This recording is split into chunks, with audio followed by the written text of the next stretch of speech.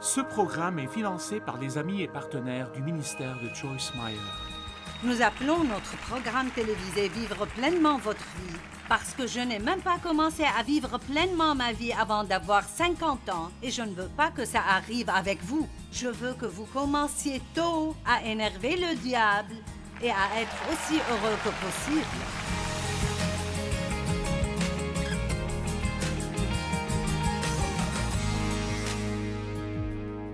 Je fais une série sur la joie et la réjouissance. Nous nous concentrons sur la plénitude dans la vie. Pas juste vivre la vie, pas juste survivre, mais en fait, vivre pleinement la vie. Pas juste pendant les vacances, pas juste quand vous allez acheter de nouveaux vêtements, pas juste quand vous avez un jour de congé, mais quand vous vivez pleinement la vie ordinaire de tous les jours, parfois la même vieille vie ennuyante si nous la laissons l'être. Nous faisons tous beaucoup des mêmes choses, encore et encore et encore et encore, mais j'ai partagé hier que dans toute situation, qu'importe combien vous détestez cela ou vous ne voulez pas le faire, l'un des grands secrets pour prendre plaisir à quoi que ce soit est de trouver une chose pour laquelle être reconnaissant dans cette situation ou dans cette chose. Par exemple, j'en ai parlé hier, beaucoup de personnes disent « Je déteste faire la lessive. Je n'aime pas le jour de la lessive. » Vous pourriez changer votre attitude en disant « Dieu merci, j'ai des habits. »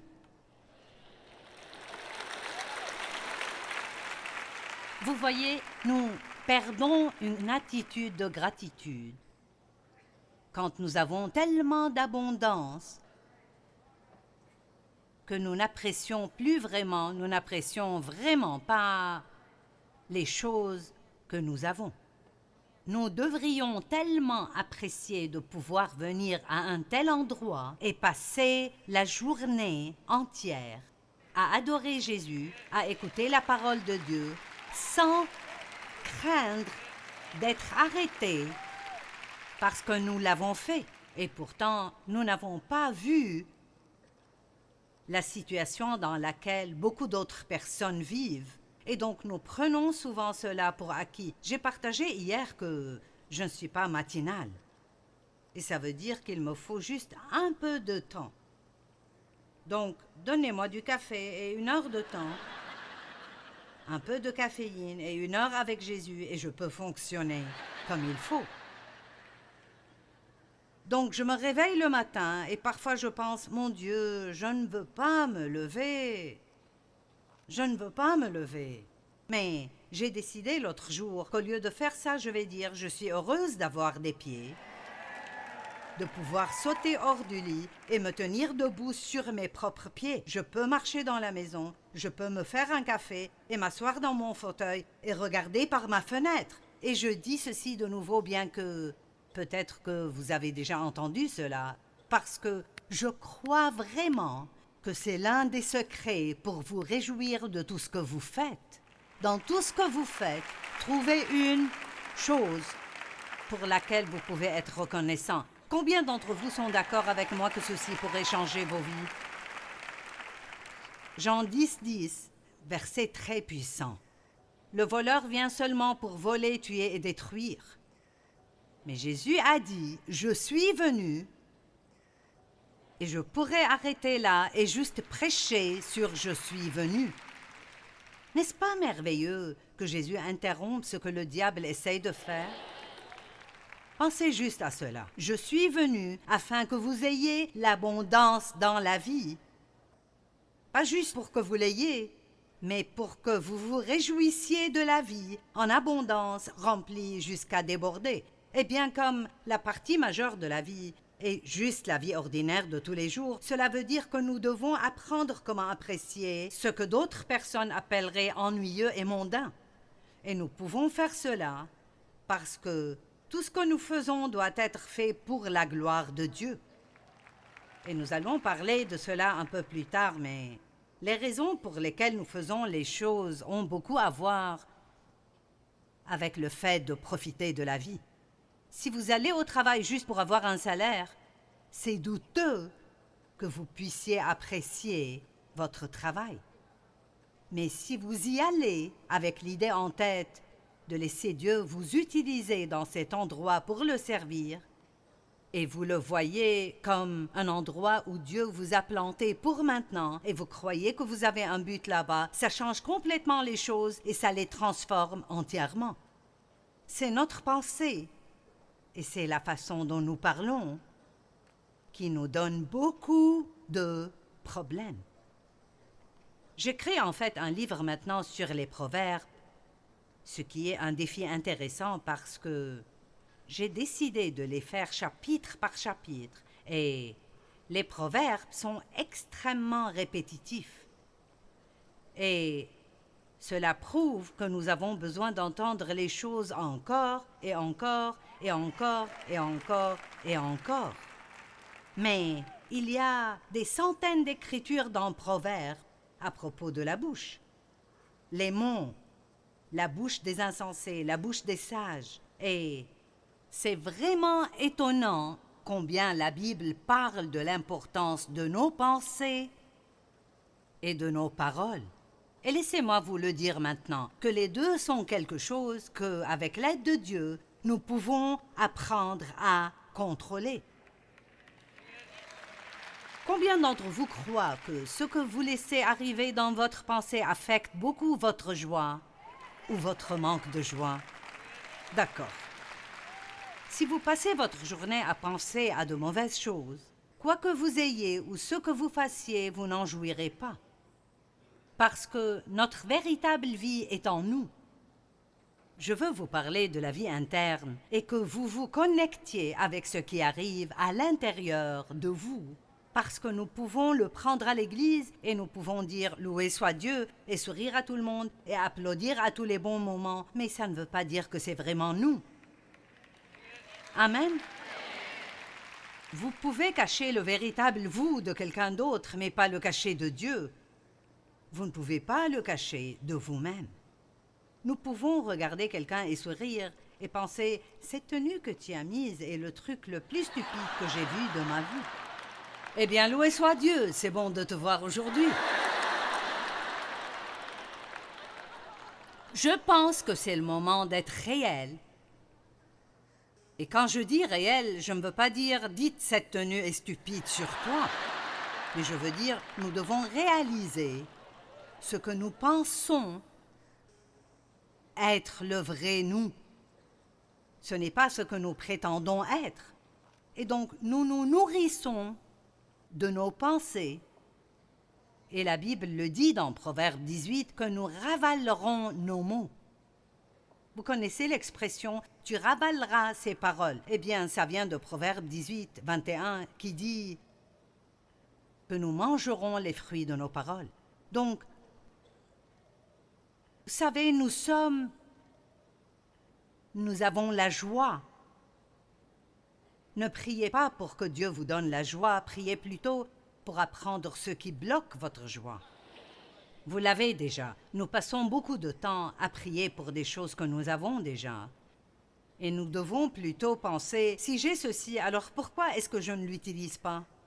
Et dans l'Ancienne Alliance, dans l'Ancien Testament, beaucoup de la façon dont, disons, les ennemis des Israélites essayaient de les affecter en jetant des pierres dans leur puits, jusqu'à ce qu'ils soient bloqués. Ils ne pouvaient alors plus en sortir de l'eau. Donc, je veux que vous vous voyiez aujourd'hui comme un puits. Et à travers la nouvelle naissance en Jésus-Christ, il vient pour vivre à l'intérieur de vous. Et donc, s'il vient, tout ce qu'il est vient avec lui. Nous avons le fruit de l'esprit. Nous avons la paix. La Bible dit dans Jean 14, 27, « Je vous laisse ma paix. » Jésus nous a légué et nous a donné sa paix. Nous avons le fruit de l'esprit, l'amour, la joie, la paix, la patience, la bonté, la gentillesse, la douceur, l'humilité. Vous avez la maîtrise de soi. Oh oui, vous l'avez. Si vous ne l'utilisez pas, ça ne veut pas dire que vous ne l'avez pas. Alors arrêtez de dire « Eh bien, je n'ai pas de maîtrise de soi ». Si, vous en avez. Dites plutôt « J'ai beaucoup de maîtrise de soi, mais je ne l'utilise pas ». Et donc, vous avez de la joie. Mais Satan vous jette des pierres de jalousie et des pierres d'envie et des pierres d'inquiétude et de grands rochers de culpabilisation et toutes sortes de choses dans nos puits jusqu'à ce que toutes les bonnes choses là-dedans soient bloquées. Donc, au lieu de prier pour toutes ces choses que nous avons déjà, nous devons demander à Dieu de nous montrer ce qui les bloque et avec son aide, commencer à les enlever l'une après l'autre. L'une des choses que David a faites quand il est devenu roi est de déboucher les puits. Et je pense qu'aujourd'hui pourrait être un jour de débouchement des puits. Alléluia. Très bien. L'homme est comme les pensées de son âme, Proverbe 23, 7, verset très puissant. L'homme est comme les pensées de son âme. Si nous pensons aux problèmes et aux choses tristes et négatives, ça affecte négativement l'expression de notre joie. Mais je vous dirai qu'est-ce qui donne de la joie, et c'est l'espérance. L'espérance est un mot si puissant, et ce n'est pas comme le monde y pense. Eh bien, j'espère que quelque chose de bien arrivera, mais je ne sais pas. Non, l'espérance est une attente agressive que quelque chose de bien arrivera avec moi à n'importe quel moment. L'espérance se rapporte à votre attente. Donc, laissez-moi vous demander, qu'attendez-vous de la vie? À quoi vous attendez-vous aujourd'hui? Tellement de gens ne s'attendent à rien. Ils disent juste « Eh bien, nous verrons ». Qui sait, nous verrons. Ou ils vont à l'extrême pire et s'attendent à ce que de mauvaises choses arrivent. Et j'étais comme ça aussi. Tellement de mauvaises choses sont arrivées avec moi que j'avais toujours ce qu'on pourrait appeler de mauvais pressentiments. J'avais toujours ce sentiment dans mon atmosphère. Quelle est la prochaine chose horrible qui arrivera dans ma vie? Et parfois, beaucoup de mauvaises choses arrivent et vous avez peur d'espérer parce que vous ne voulez pas être déçu de nouveau. Mais l'espérance est nécessaire. Beaucoup de personnes essayent d'avoir de la foi, mais ils n'ont pas l'espérance. Donc, juste pour le dire très simplement, disons que le désespoir est une attitude négative, que rien de bon n'arrivera avec moi.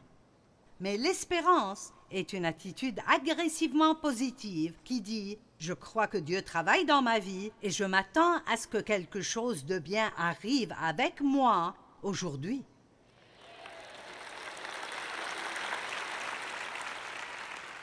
Donc, vous voulez vous débarrasser de toutes les pierres du désespoir. Romains 5 parle de l'espérance. Romains 5, 2 à 5, à qui il parle bien sûr de Jésus. Nous devons d'avoir eu par la foi accès à cette grâce, l'état de la faveur de Dieu, dans laquelle nous demeurons fermes et saufs, et nous nous réjouissons et glorifions dans l'espérance de faire l'expérience et de nous réjouir de la gloire de Dieu. Le mot gloire veut dire la manifestation de toute l'excellence de Dieu. Donc, cela veut dire que nous pouvons nous réjouir quand nous croyons que nous allons voir la gloire de Dieu dans nos vies. Donc, n'abandonnez pas vos rêves. Ne commencez pas à penser que ça n'arrivera pas juste parce que ce n'est pas encore arrivé. Soyez spirituellement entêtés. Vous savez comment être entêté d'autre façon? Donc, soyons spirituellement entêtés et dites « Non, Dieu, tu m'as promis dans ta parole et je n'abandonnerai pas avant de voir cela se manifester dans ma vie. » Et en fait, Dieu aime cela. Maintenant, regardez le verset suivant. Bien plus, soyons aussi remplis de joie. Quand? Hein? Quand? Une fois de plus. Pas soyez remplis de joie quand vos problèmes seront résolus. Pas soyez remplis de joie quand vous êtes en vacances. Mais soyez pleins de joie maintenant quand vous faites la lessive. Soyez pleins de joie maintenant quand vous tondez la pelouse. Soyez pleins de joie maintenant quand le directeur de l'école vous appelle. Savez-vous combien de choses il y a dans le monde qui essayent de voler notre joie chaque jour? Je veux dire, le monde est plein de ce que j'appelle ravisseurs de joie. Ils sont des choses et des gens qui... C'est leur mission dans la vie de juste essayer de voir combien ils peuvent vous rendre misérable et combien ils peuvent vous énerver. Et je suis arrivée au point où j'aime jouer ce jeu parce que le diable ne vaincra pas et je resterai heureuse.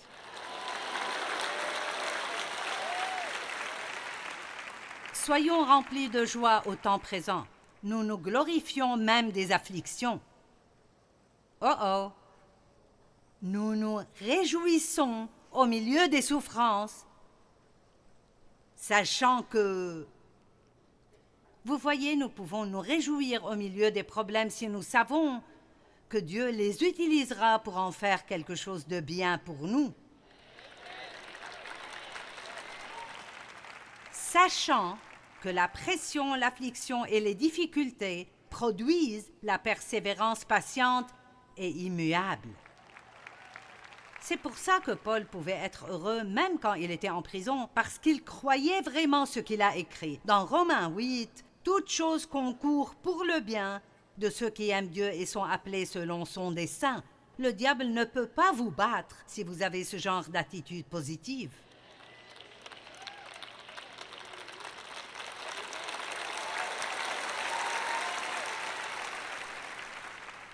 Et je sais que quelqu'un pense, tu ne connais juste pas les problèmes que j'ai. Vous savez quoi? J'ai de la compassion pour vous, mais je vous garantis qu'il y a quelqu'un dans cette chambre qui a un plus grand problème que le vôtre.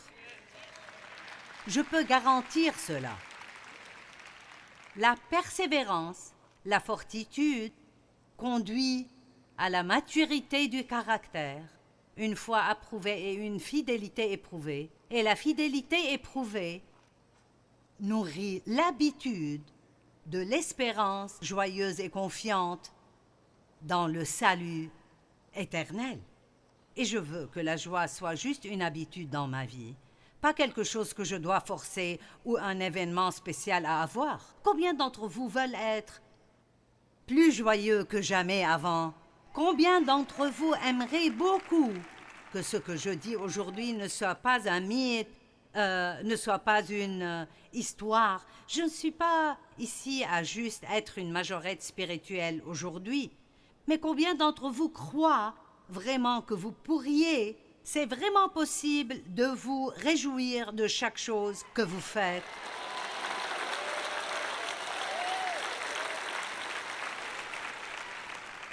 Mon temps avec vous est très important pour moi. Je fais ceci parce que le Seigneur m'a enseigné tellement. Et quoi que ce soit, le problème que vous avez, je l'ai eu. J'ai été blessée, on m'a fait de la peine, j'ai été maltraitée, j'ai été abandonnée. J'étais une personne négative, dure à vivre, grognon, grincheuse, très méfiante, soupçonneuse. Allez. Je veux dire, vous n'étiez sûrement pas aussi mauvaise que je l'étais quand on parle de l'attitude. Dieu merci, je ne suis plus du tout comme ça maintenant. Laissez-moi vous le dire.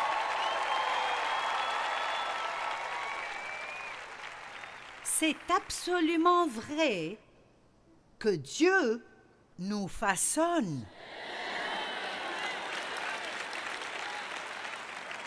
Il nous change.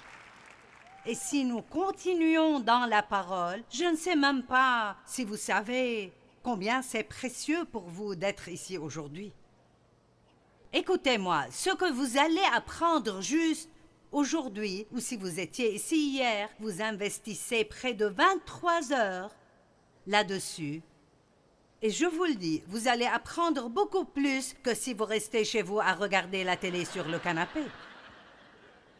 Ce sont des choses qui resteront avec vous. Même cette exhortation à passer du temps avec vos enfants, vous savez, juste cette petite chose peut totalement changer certains de vos enfants.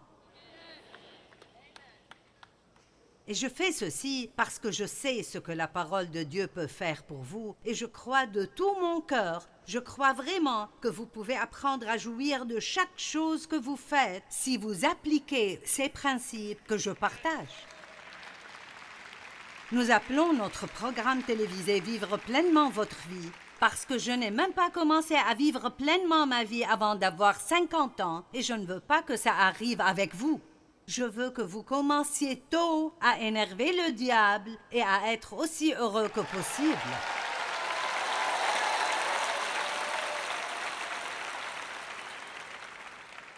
Et ne vous mettez pas à penser aujourd'hui, je ne veux pas aller à la maison parce qu'il y a tout ce travail à faire.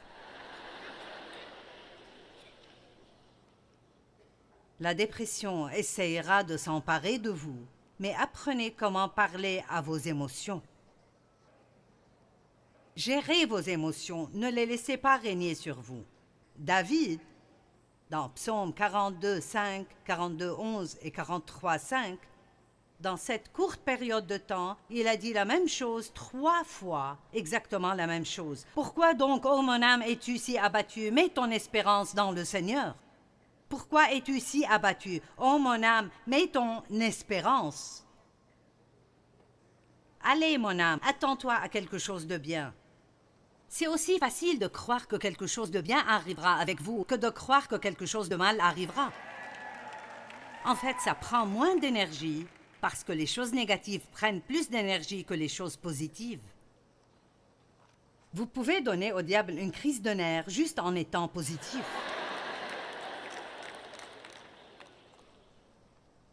Souvent, nous avons cette attitude d'attendre de voir.